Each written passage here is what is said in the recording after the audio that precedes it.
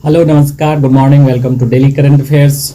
तो आज के वीडियो में हम लोग जानेंगे तेलंगाना के उस राजनीति के बारे में जिसके शिकार अब जानवर हो रहे हैं। तो आप देख सकते हैं किस तरह से जानवरों पर जो है राजनीति अब की जाने लगी है। तो इस वीडियो में हम लोग शुरू से अंत तक जानेंगे आखिर मामला क्या है ये कांचागाचिबौली जंगल का। इस जंगल का जो केस था वो काफ़ी लंबे समय से चल रहा था और 2024 में यानी पिछले वर्ष ही जो है सुप्रीम कोर्ट के द्वारा ये कहा गया कि इस जंगल का जो असली मालिक है वो तेलंगाना सरकार है। इसे सरकार को ज़मीन पर जो भी कार्रवाई उचित लगे वो कर सकती है, ना तो वन विभाग उसमें कुछ करेगा, ना ही जो है हैदराबाद सेंट्रल यूनिवर्सिटी जो बगल में है जिसके इर्द गिर्द ये सारा जंगल है वो कुछ हस्तक्षेप कर सकता है। लेकिन क्या 5 वर्षों में चुनी हुई सरकार को ये अधिकार है कि वो हजारों साल तक जो पृथ्वी पे मौजूद जो संसाधन है उसको प्रभावित कर सकता है, वो डिसीजंस ले सकता है, उस 5 साल के भीतर जो आने वाली कई पीढ़ियों को बर्बाद करके रख सकता है। और यही हुआ है इस जंगल में।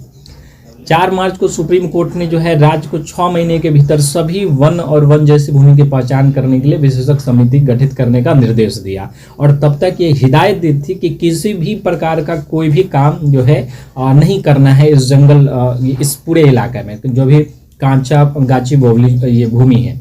ये जंगल जो है 400 एकड़ में फैला हुआ है, इससे कहीं ज़्यादा ही, और इसमें 232 प्रकार के पक्षी प्रजाति है, हिरन, सरीसृप, मोर, और इसके साथ ही यहाँ पर जो है एक विशेष मकड़ी पाई जाती है। ठीक है, एक मकड़ी की किस्म है जिसे मरीसिया हाइडेरा बैफेंसिस कहते हैं, और ये मकड़ी पूरी दुनिया में सिर्फ इसी जंगल में पाया जाता है। और इसके साथ ही कई जो भी हाथी वगैरह है, जो भी जंगली जानवर है, उस सब जो है इस जंगल में जो है अपना आश्रय लेते हैं। लेकिन सरकार की निर्दयता की हद तब हो जाती है जब 2 दिनों के भीतर अचानक से रात में अपने बुलडोजर्स लेकर के आते हैं और अपने जेसीबी लेकर के आते हैं और 400 एकड़ में से 2 रातों के भीतर 100 एकड़ जंगल को पूरा क्लीन कर देते हैं। जानवर, आप वीडियो में जानवरों को रोते हुए देख सकते हैं, मोर, पपीहे सब रो रहे हैं क्योंकि मानवता आज शर्मसार हो चुकी है। हम जानवरों के लिए जानवर शब्द का यूज जिस अर्थ में करते हैं जानवरों के लिए, आज शायद जानवर भी मानव शब्द का यूज उसी सेंस में कर रही होगी। आज वहाँ के शहरों के भीतर जो है हिरन टहल रहे हैं, हिरन जा रहे हैं क्योंकि उनका कोई आश्रय ही नहीं बचा हुआ है। और इसी सब बात को लेकर के हैदराबाद सेंट्रल यूनिवर्सिटी के द्वारा विरोध प्रदर्शन किया गया जब से ये कटाई वगैरह शुरू हुआ है।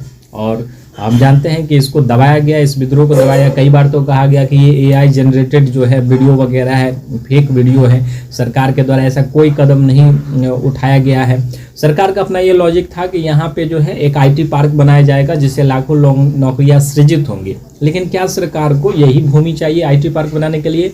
सुप्रीम कोर्ट ने हस्तक्षेप किया और साथ ही सरकार से ये पूछ दिया कि आखिर इतना जल्दबाजी करने का क्या ये कारण था, इतना अत्यधिक तत्परता का क्या रीजन था, इसका स्पष्टीकरण मांगा है सरकार से। अब जब सरकार जो है बैकफुट पे आ गई है, बैकफुट पे आ चुकी है सरकार, अब सरकार यू टर्न ले रही है कि नहीं हम यहाँ पे क्या करेंगे, अब 2000 एकड़ में जो है दुनिया का सबसे बड़ा इको पार्क बनाएंगे। ठीक है, eco park, wildlife conservation zones बनाएंगे यहाँ पे। और इसके साथ ही सरकार के द्वारा एक कमेटी का भी गठन कर दिया गया है। लेकिन प्रश्न ये उठता है कि आखिर सरकार ने जो 100 एकड़ जंगल काट दिए, हजारों जो वन्य जीव है उसको आवासहीन कर दिया, उसकी जिम्मेदारी कौन लेगा? हम जानते हैं कि तेलंगाना में जो है वो कांग्रेस की सरकार है, रेवंत रेड्डी जो है मुख्यमंत्री है। कांग्रेस की सरकार जो है हमेशा ही इंडस्ट्रियलिस्ट के पीछे पड़ी रहती है, जैसे गौतम अदानी के नाम पे जो है चिढ़ती है और पानी पी करके जो है उनका जो भी है अपना क्रिटिसाइज करती रहती है, आलोचना करती रहती है। लेकिन जो दावोस में वर्ल्ड इकोनॉमिक फोरम का जो मीटिंग हुआ था वहाँ पे गौतम अदानी के साथ तेलंगाना सरकार ने ही 12,400 करोड़ का डील किया। ठीक है, आप देख सकते हैं जो तेलंगाना सरकार 12,400 करोड़ का इन्वेस्टमेंट प्राप्त किया है अदानी ग्रुप से, जिसमें डाटा 5,000 करोड़ से सिर्फ डाटा सेंटर्स बनाए जाएंगे।